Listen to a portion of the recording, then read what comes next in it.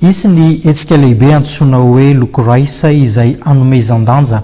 kolotsaina samihafa toy izao ny fanazavany mpikarakara ao anatin'ity etsika ity. Lokoraisa amin'izao alahady 13 oktobra izao izay eo atao amin'ity andiany faharoa ity etsy Anosy sy Mahamasina satria manomboka amin'ny sivy le izy dia eo Mahamasina aloha ny fotoana dia eo ny manomboka ny fety dia avy eo le izy mitoy anao miodidina ny Anosy dia miverina indray ny Mahamasina rehefa ny mitatao vovonana iny ny amin'ny atoandro. Dia ny fandehan'ny zavatra io zany dia azakazaka hafakely anankiray satria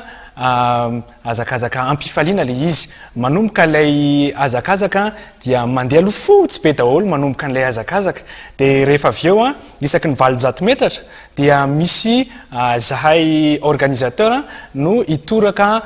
loko isaky ny mpandray anjara. Izany loko zany moa antso hoe zavatra hoe mampatahotra hoe inona zany no alefan'zareo zany fa io vovoka loko io fécule mifangaro colorant alimentaire io zany hoe tsy misy fiantraikany amin'ny fahasalamana akory fa tonga dia mahafinaritra be dia manomboka amin'ny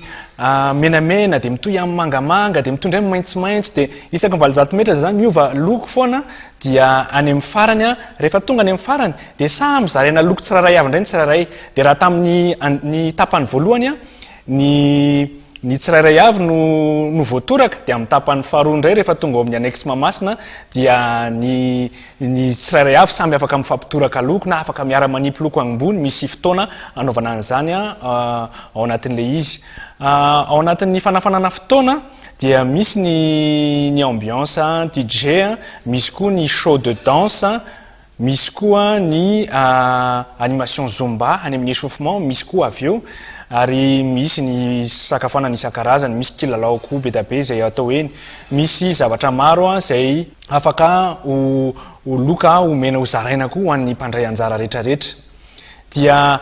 toy izay ny kilalao lokoraisy izay karakarain'ny okaloha moa izay efa fantatrareo fa manao zavatra ho an'ny ankizy kely fa amin'ity indray mitoraka ity dia mba hanjaran'ny tanora indrindrindrindra fa raha ohatra ka misy ankizy sasasasany moa te ho avy mahazo tonga izy raha misy koa be antitra mba te hilalao an'izany azakazaka amin'ny loko ataon'ny okaloha zany dia afaka mandray anjara indrindra amin'ny alahady izao. Ny fandraisana anjara amin'izany dia 7 ariary ary any amin'ny izay moa hividanana an'le loko kely anjaran'ny tsirairay avy dia ny azo hividanana azy dia ny amin'ny Okalola City na Tana Waterfront na any amin'ny Smart Tanjombato fa na koa amin'ny andro io fa raha te ho ilamina tsara dia aloha dia efa manao inscription mialoha.